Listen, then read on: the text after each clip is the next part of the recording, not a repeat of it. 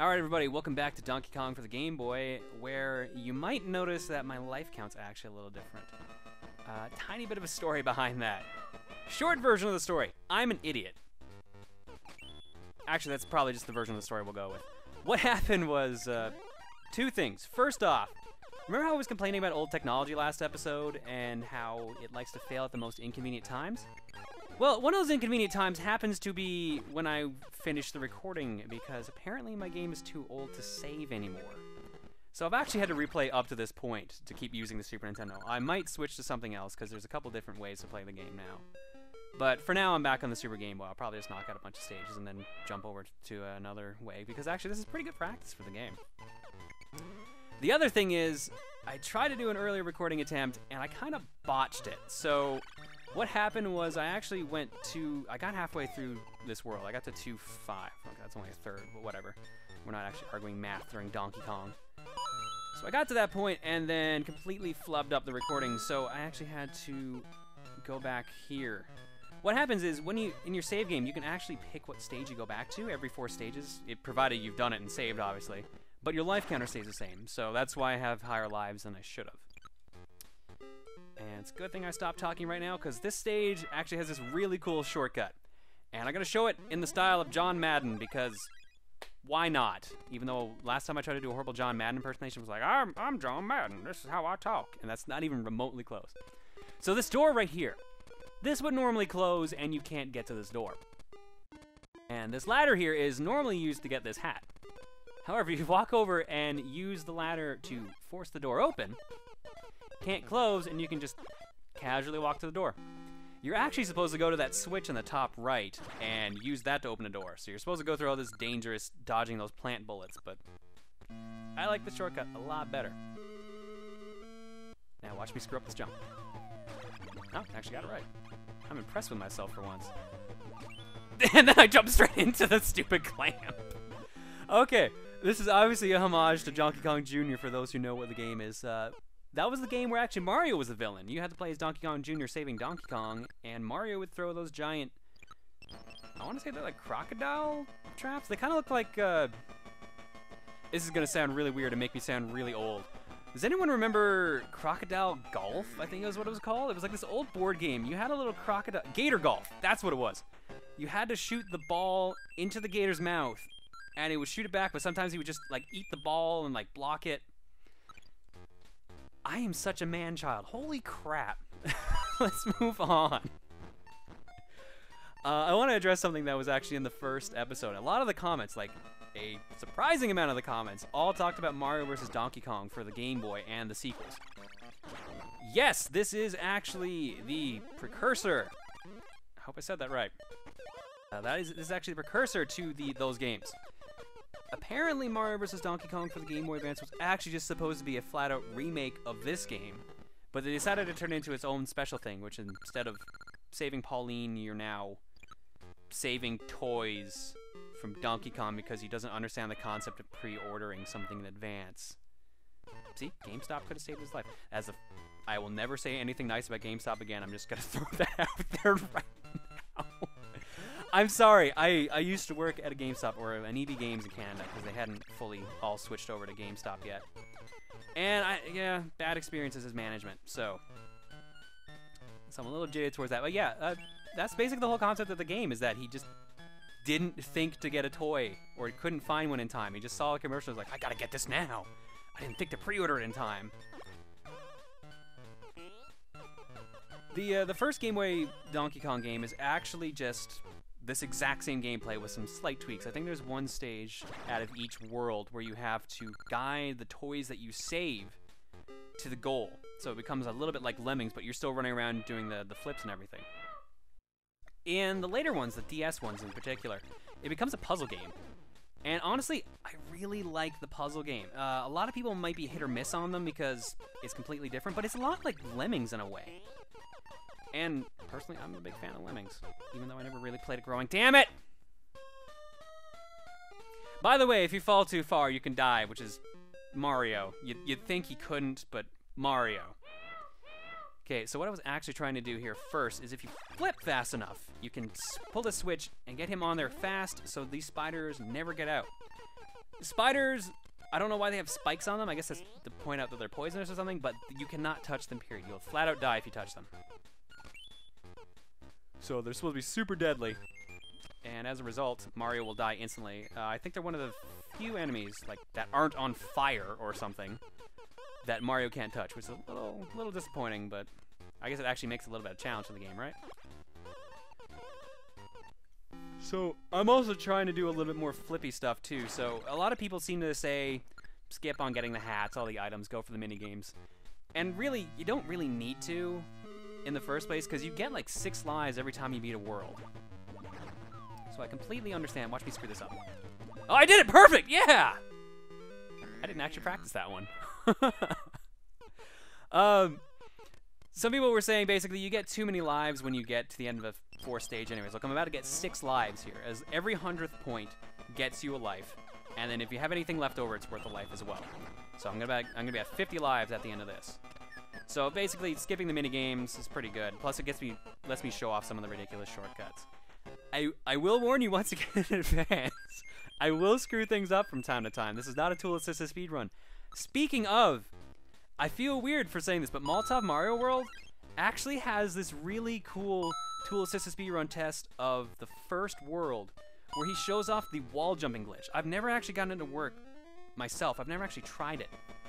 But basically, you get to the right side of the wall, and you can keep jumping constantly. It's actually really crazy to watch. So I suggest watching that or a tool-assisted speedrun of the game in general, because there's a lot of actually really interesting... Whoops. There's a lot of really interesting whoops, just in case you were wondering about that. I'm going to have to do this. This is the only way I'm going to get out of this without getting hurt. Also, I should point out, for those of you wondering why the key is flashing, if you leave it alone too long, it'll actually go back to where you picked it up in the first place. So, if you're holding the key and you get hit, I think even if it's like by fire, you will only get stunned. This game, for a Game Boy game, actually had a lot of really weird animations. There's like so many death animations for Mario too. There's like being lit on fire, being crushed, falling on his head and killing himself. It's actually really morbid for a Game Boy game. I don't know what Nintendo was thinking, but it was really cool. In that I'm a sadomasochist apparently, and that's probably not even the term I should be using there. Whatever. I beat the stage. That's the main thing. But yeah, also gonna go back to Molotov Mario World again. Or the tool assist speedrun. It's actually really cool to watch. A lot of the tricks I'm also using right now, I've gotten from the speedruns on Speed Demo Archive. I'm usually a regular watching there, and I know there's a couple people there I really like that I will not point out because I'm about to kill myself if I do. Oh no, I actually stayed left, so maybe I can point them out. I don't know, I find Speed Demo Archive to be a fantastic site if you don't actually watch it. So I like, personally, like I don't watch Let's Plays that much anymore. I used to watch a bunch. I still watch a bunch on Something Awful every now and then. But my favorite thing to watch is high-skilled gameplay, which is why I try to do high-skill gameplay. Note how I say try, because it doesn't always work out like that. I tend to botch a lot. But either way, like, that's my favorite stuff to watch. If you watch the Speed Demo Archive speedrun of Donkey Kong, you'll see a lot of really cool tricks that you wouldn't think to do normally if you were playing this game alongside. So I don't know if any of you are. If you actually want to keep playing this game or try it out for yourself, it is on the Nintendo eShop if you have a 3DS. I think it's $4 or $5. It might be different because I think here it's $5 Canadian. It might be $4 US because apparently there's still a currency difference. Really, there shouldn't be at this point. Both dollars have been so close lately. Whatever. I'm not going to complain about economics during a Donkey Kong video. The economics of the banana conversion rate seems especially low today. I can't understand why. Must be because King K. Rool keeps stealing them all. Alright, so now that we've completely cleared the forest, even though I haven't actually talked about the forest at all besides the spiders, we're now jumping on a ship, and the new mechanic they just introduced, it's not really a new mechanic, it's just a twist on an old one. Now it's angled tightrope shooting, which they give you the first chance to use it right away in the first stage, but provided I do this right now, I won't have to. Note how I'm saying provided, because it didn't go well in practice. I am so confident about my abilities in this game, apparently. So much that I've already screwed it up. Yep. Oh, made it! Sweet. So what you're supposed to do, you have to get this guy right here to stand on these spikes over here so he can actually get the key. The only problem with that is that, well, actually, if you do it fast enough, you can just jump like this. Okay, not quite like that. Fast forward. Okay, what you're supposed to do is you can just jump on him like that. If you're fast enough, you can actually just flat out normal jump from that platform, but otherwise you gotta do a flip and just time it right. So unfortunately, Hubris got in the way once again, and I screwed up the jump. But Mario slammed the door for me regardless. If you do a stage fast enough, apparently, with some odd exceptions, like I've never understood why it doesn't work in the stage where you can just use the ladder to end the stage quickly, you will get this... Ooh, gotta avoid the crab. And if that guy... Oh, really? Come on! What is this? Yeah, I had no choice. Okay, I had a choice, but I was an idiot and didn't recognize it until I died. Let's say that. But yeah, if you beat a stage fast enough, there might be some other mechanic to it. It seems like sometimes there is. Wait, why are you in a completely different... Crab, why are you in a completely different spot this time? 2, 3, 4, 5... If you beat a... Wow, I'm going to keep repeating myself like 5 times. This is really fantastic commentary. Thanks, me. I appreciate what you're doing here. If you beat the stage fast enough, you will get Mario to slam the door closed, because he's got so much time he comes back and closes it. Now, it doesn't always work right for some reason. It seems like sometimes you need to pick up an item, or you need to do it exceptionally fast. So there's some hitch to it that just doesn't seem to always work. Like, it doesn't work in that ladder stage like I was mentioning, so... Take it as you will. Also, don't let go of the duck when you're getting pushed by that guy, because you will get crushed, as I just remembered.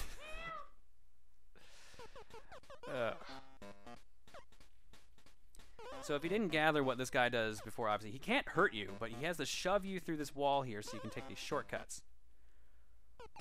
He comes into play every now and then. This guy you can also stand on, so if you just do this, you can just flip up and completely ignore pretty much everything else. And every now and then, there's a bunch of fake doors, so you actually have to pay attention to which door she screams from, because that's always the correct door. If you pick the wrong door, nothing happens. You just stand in front of it, and Mario's like, oh, wait, I'm an idiot. It's nice of him to think that, isn't it? He's got your back for that one, ladies and gentlemen of the jury. Yeah! I'm gonna do a handstand. This is one of the more annoying DK maps, or Donkey Kong fights, I guess you could say. Because you have to... What you should be doing is going up to that switch, which builds up a ceiling, which makes sure these things can't crush you. But if you want to do it fast, you have to just completely ignore that. His switch there will actually reverse the order that this platform is moving in, so you have to be exceptionally careful and watch what you're doing. And try not to get head crushed, which I'm about to do if I'm not careful. Oh, I just did it right. Sweet. There we go. I seem so shocked that I'm actually decent at this game. I picked the game to LP because I enjoy the game and I like to think I'm good at it, but then I'm like, oh man, I can actually do this. I can't believe it. 5-year-old me would be proud. 10-year-old me, I guess, because he's the one who played this game. 5-year-old me would probably want to play more River City Ransom. That's why I like 5-year-old me. He really liked River City Ransom. As well as you. You should like River City Ransom too. Yeah, actually, I would almost go as far as say as River City Ransom is probably my favorite Nintendo game. If not, it's really high up on that list. Anyways, back to the Donkey Kong, that game that we're playing, which is not my favorite NES game. Gonna try to do this shortcut. If you can time it right with your backflip, you can get a second jump, but you have to do the backflip instantaneously. You have to hit the jump button as soon as you land on something. If you wait a second, or if you move while you're doing the handstand, you won't actually do anything. You'll just end up doing one small jump, and it won't be as high as the first jump. There's a tonal difference when you do the jump. It sounds like a rocket ship, or the running sound just then, if you do it right. How am I at 61 lives already? Holy cow. Alright, so I'm going to try the shortcut for this one, and I'm probably going to do it wrong, just as a vote of confidence. See, what you're actually supposed to do is you're supposed to take the first one, put it here, so these guys will get away from the ladder. So then you can just casually walk up. The second one will always go here. If you put it too high, you can't actually walk through. Mario has to have at least 2 spaces worth of blocks to actually get through. But if you put that other platform here, you can actually just jump up. It's actually a lot easier, surprisingly, and I don't know why. This is why I love this game so much, because there's so many different ways you can just burn through a stage. And did I actually get all 3 items? Huh, cool. And watch me get nothing on the slots. Told you. Called it. I'm a wizard. Alright, so we're going to close out the stage when we get to the end of ship here. But for this stage here, this is this is one of the more methodical puzzle-like stages of the game. Because what you have to do is you have to hold this switch. See the shield guy on the bottom? You have to drop him down there. So you can actually lure him under that spikes. Or so you can lure yourself under the spikes. So I have to wait for him to come back. Duck, he'll just keep pushing me constantly. Flip over here. So what happened is the key's up here. So the switch for that is right here. So if I land on the ground, pull this, and try not to get crushed by that shield guy, because I'm going to be cutting this a little close. There we go. Got it covered. Now, that might seem a little convoluted, maybe a little bit. Puzzles in this game get really crazy later on. I'm thinking of a volcano-like stage. I think it might be World 7 or World 6. It gets crazy. Like, this is toned down compared to how this is going to get later, and I am unusually excited for this. Okay, if I get right here, I think I can flip this. I don't know why that was funny. Okay, so obviously you notice it's a double screen boss fight. So what happens is it comes down to the bottom, and because the ground is hard, it'll actually just land on its own. If you position yourself correctly, which I was trying to do, you can just grab the barrel like that. But of course, I'm an idiot who just has to try to do things as complicated as possible. So I'm just gonna go pick up this barrel here. Let's play sensibly for once, John. Let's not stop doing the ridiculous tricks. Or attempting to do the ridiculous tricks and just failing miserably. You're going to throw it to the right. No, you're going to the left. Now you're going to throw it to the right. So I can just go here and completely bar myself from getting up there. No, no. I love how proud Mario looked when he picked up that barrel. That was good. And you can just barely see Pauline's feet as she gets carried away. And she meows like a cat. A lot of people were pointing out the meowing like a cat thing. A lot of people thought my cat was actually in the room, but no, that is the Game Boy, the Super Game Boy actually adds some extra effects to certain Game Boy games. This was the flagship title for the Super Game Boy. So that's why the game is in multicolored instead of just grayscale. And that's why Pauline sounds like a cat and is actually saying help instead of just, I think it's like a brr, brr. I'll just mix in the audio of what it would actually sound like. Alright, with that ends ship. And I believe that's going to send us right to the jungle. So I think Donkey Kong is going to have a pretty big field advantage when we come back. So I will see you guys next time. Take it easy.